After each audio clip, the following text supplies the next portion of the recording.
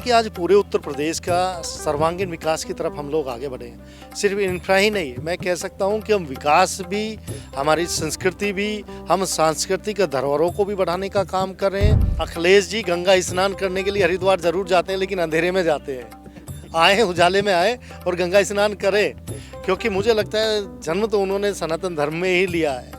जिस तरह से सनातन धर्म को अपमानित करने का काम कुंभ के समय में उन्होंने किया, आजम खां को प्रभारी बनाकर, कुंभ, ये महाकुंभ सिर्फ गंगा स्नान नहीं है, आज ये पूरे विश्व में एक सांस्कृतिक धरोहर को आगे बढ़ाने का और हमारे सनातन धर्म का परचम पूरे विश्व में फहराने का काम कर रहा है। दिव्य कुंभ भव्य कुंभ की जो परिकल्पना थी वो साक्षात हो चुकी है और आज हमारे साथ बात करने के लिए खुद ऊर्जा सवेरे ऊर्जा राज्य मंत्री सुमेन तोमर जी। सुमेन जी, कैसा देखते हैं, आज एक बड़ी कैबिनेट बैठक भी है और कुंभ, दिव्य कुंभ भव्य कुंभ कहा जाता है, उसका आगाज हो चुका है। देखिए, ये दिव्य कुंभ, महाकुंभ, और मैं कह सकता हूँ कि पूरे ब्रह्मांड में, पूरे विश्व में आज जिस तरह का आकर्षण कुंभ के प्रति आप देख रहे हैं, आप सभी सम्मानित हमारे पत्रकारों के माध्यम से भी, सभी टीवी चैनल्स पे आप देख रहे हो कि किस तरह का आकर्षण है।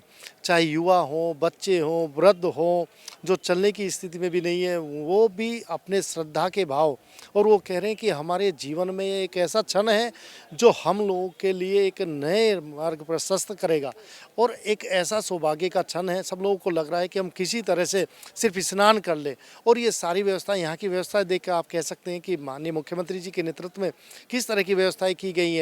ना कहीं गंदगी है, सभी में सभी, चाहे हमारे सफाई कर्मी हो, चाहे पुलिस कर्मी हो, सभी लोग जो उत्तर प्रदेश के सम्मान को आगे बढ़ाने का काम कर रहे हैं, आप सभी के माध्यम से मैं उनका धन्यवाद करना चाहूँगा। देखा गया कि जिस तरह से आप आते हैं मेरठ से प्रयागराज को जोड़ा है गंगा एक्सप्रेस वे लेके, आज तमाम सौगातें मिलेंगी, रोडों का चौड़ीकरण भी हो चुका है। कैसे देखते हैं पूरा, अगर आप ओवरऑल देखेंगे अगर इस पूरे अपने कार्यकाल को, अपनी सरकार को, तो कैसे देखते हैं? देखिए, आज पूरे उत्तर प्रदेश का सर्वांगीण विकास की तरफ हम लोग आगे बढ़े हैं।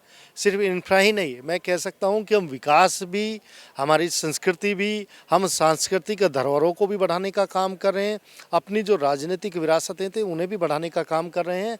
और चाहे सड़कों की बात करें हम लोग, मेरठ के लिए तो बड़ी सौगात ये है कि जो हमारा गंगा एक्सप्रेस वे बन रहा है, वो प्रयागराज से जो मेरठ को कनेक्ट करेगा, एक बड़ी उपलब्धि है। और मैं कह सकता हाँ, मैं यही कह सकता हूँ कि आज पूरा देश में आप देखेंगे सड़कों का जाल बिछा है, और ये सिर्फ मोदी जी और योगी जी के राज में ही संभव है। एक आखिरी सवाल है, विपक्ष लगातार हमलावर रहता है। मिल्कीपुर चुनाव में अयोध्या जा रहे हैं अखिलेश यादव, गंगा नहाने हरिद्वार जाते हैं, पर कुंभ से और राम मंदिर से दूरी।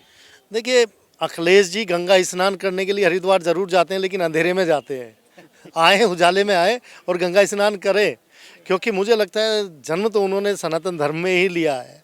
बाकी कर्म जैसे हैं ये अच्छी तरह से आप भी जानते हो।